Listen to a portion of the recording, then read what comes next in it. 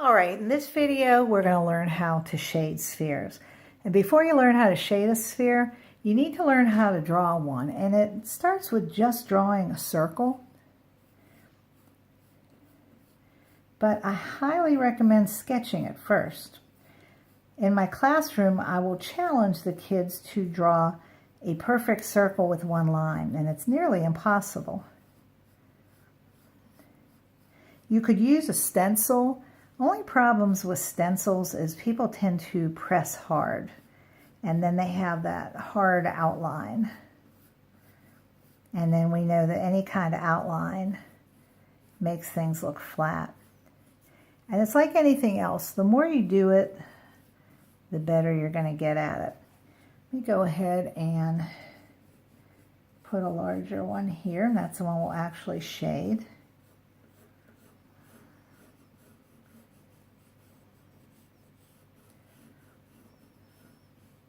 Okay. Now the reason I have these up here is so I can show you what not to do. It's really, really important to know what not to do as well as what to do. And let me show you some wrong ways to shade. You'll get people doing this. And they might go from dark to light, but they're flattening it like that. That's incorrect. You get some people that do what I call the 8-ball effect, where they get their light source and they get their light area, but then they color this all in one value, one shade, and they don't do any blending. They stop right here, and that looks like a pool ball right there. Okay, so that's incorrect as well. Then, of course, you get the people that do this and go down there, and that looks like you're going down into some vortex. Okay, what you have to do in order to shade a sphere correctly is first you've got to designate your light source, okay? And then you have to think about the light spot on here. The light spot on here is nothing more than a large circle as well, except it's not drawn in the center. You started here where the light hits. And you draw a smaller circle right inside like that. Now you can also draw a crescent moon. If you look at that, you've got that crescent moon shape as well. So either way, either you draw a moon or you draw another circle, whichever works better for you. Be careful not to make this line too dark. In fact, I'm going to take my knited eraser and lighten that up a little bit, because that's going to be a light part of the sphere. So if I make it too dark, it's harder to blend. Just clean up my edges a little bit. Okay, so when I shade the sphere, okay, I'm not using long lines like this. Okay, some people might try that. That doesn't work. What I want to use, try to put it right up here beside it, are short strokes. You look at that, those are short little pencil lines like that. Okay, so that's what I'm going to do. Inside the crescent moon, I'm going to use some short pencil strokes.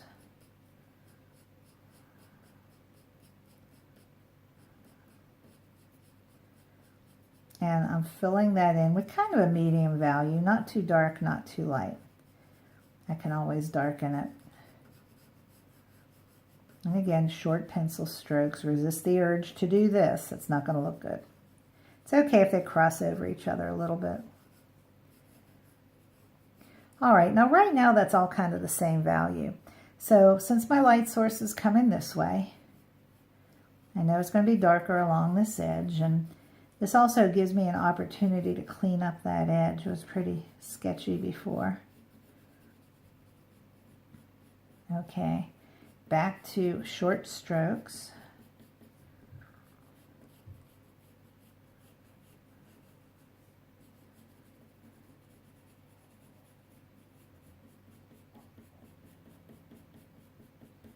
Okay, and as I go from this outside edge in towards the light area, I'm going to lighten up again. Similar to when we did the cylinders and the cones, you started out dark here, and as you got towards the light, you just lighten up with your pencil. And do that as well. And I'm just going to go around the edge and go from dark to light as I go in the center, and very short pencil strokes.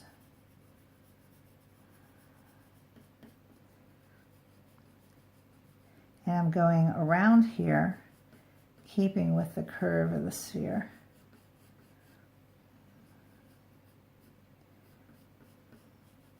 Going from dark to light. Now, to me, the most difficult part of shading the sphere is not the dark edge. That's pretty easy. Okay, but it's the light edge. And I'm not sure why, but I think lighter values are more difficult. All right, so what I'm going to do, again, going from the outside edge towards the inside, I'm just going to put little bits, little pencil strokes here, very, very light shadow, or value, I should say, very light value, light shading there. And I'm working hard to blend from the dark to the light. Takes a little practice, like anything else. All right, now I might want to fuzz out this light area here, and I use a kneaded eraser, but a white eraser will work as well. And I use that to soften the edges.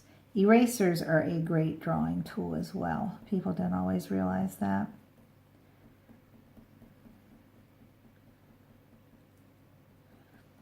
And you notice I did this without using my finger to smudge it. I don't like to use my finger to smudge it because, one, it ruins your paper. You've got oil in your hands and you're rubbing them on the paper surface, you're changing it. And two, because it tends to look really gray. Some people will use blenders, and I guess that's okay, but I think it's a good idea to know how to do it without blenders, because you might be working on something and a blender's not available. All right, so there's my shaded sphere with my light source hitting there. Notice too that that light source, or I should say the light spot on the sphere, is also a circle. Really important. You don't want something that ends up like that. All right, now cast shadow, again, go in the same direction, and it comes from the bottom where the sphere actually touches the surface. Now with the sphere, you have very little of the sphere touching the surface, and then you have an ellipse. So it's similar to this. The shadow's touching right at the bottom, and it's elliptical.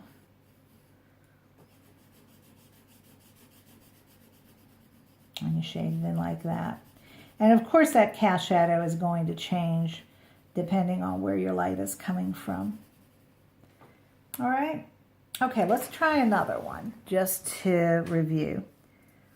Go ahead, sketch in my circle. Just like that.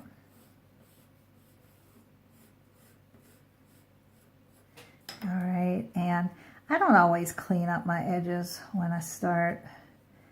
You know, you can do what you wish on that. If you want to clean them up now or clean them up later, totally up to you.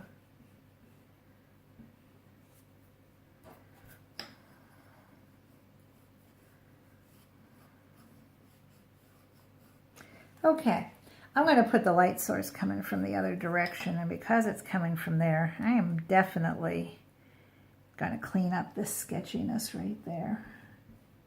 Save me some trouble later.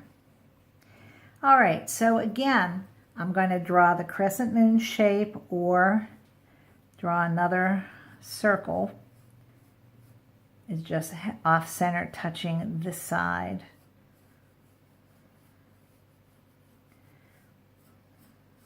Okay, so here we go. This is a circle, which results in a crescent moon here. All right. Now again, it's okay to turn your paper as you work. My paper is taped down, so I can't do a whole lot with it. I have to kind of bend my arm and figure out the best angle from which to shade. Remember too, really small, short pencil strokes. None of that. All right, again, I've got my value in there, so I'm going to go to the dark edge. Again, short strokes. It is so tempting to go around like that, but you really will not get the same results that you will with the short strokes.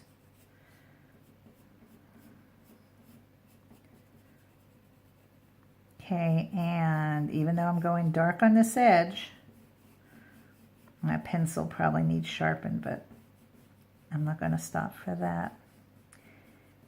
I'm going to go ahead and lighten up as I get towards the center. And again, this takes so much practice. Don't be frustrated if you don't get it on the first one. Go back, look at this video again, figure out if you skipped something. Hopefully, as you're working on this, you're pausing as well and drawing and then going back to the directions. I think it's probably the best way to use one of these videos. Okay, mine can probably go a little bit lighter in here. That could be blended there a little bit.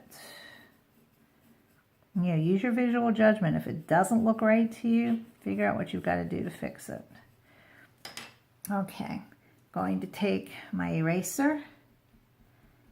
This is a kneaded eraser for those of you that don't recognize it. It's nice, it's kind of stretchy. Usually gray. This one's a little blue in color. I got it out of a packet with some drawing pencils in it. I'm going to open up that white space a little bit. Now, I accidentally made a real division right there. You see how it's very dark value and then it stops and gets light? You don't want that, okay? If you were shading a cube, you would have those defined corners, but there are no corners on the sphere. I don't have to tell you that. And I'm going to blend that out a little more. And tap on it with your eraser. Okay, I'm going to fix this up as well. That was a little lopsided.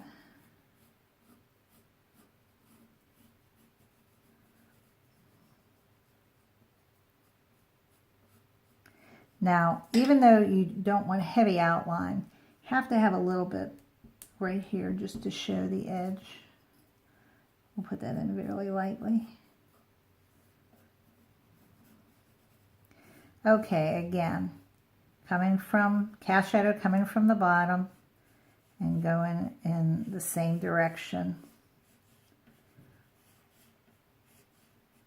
Okay, I like this cast shadow a little better than the other one because they tend to still be horizontal.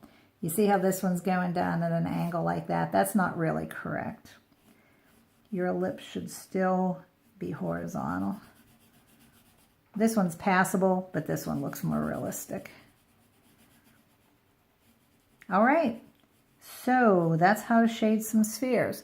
Now, if you are working on this in my class, after you finish these two spheres, you've got a third one to do, and you can repeat one of these light sources, or you can pick a totally different one.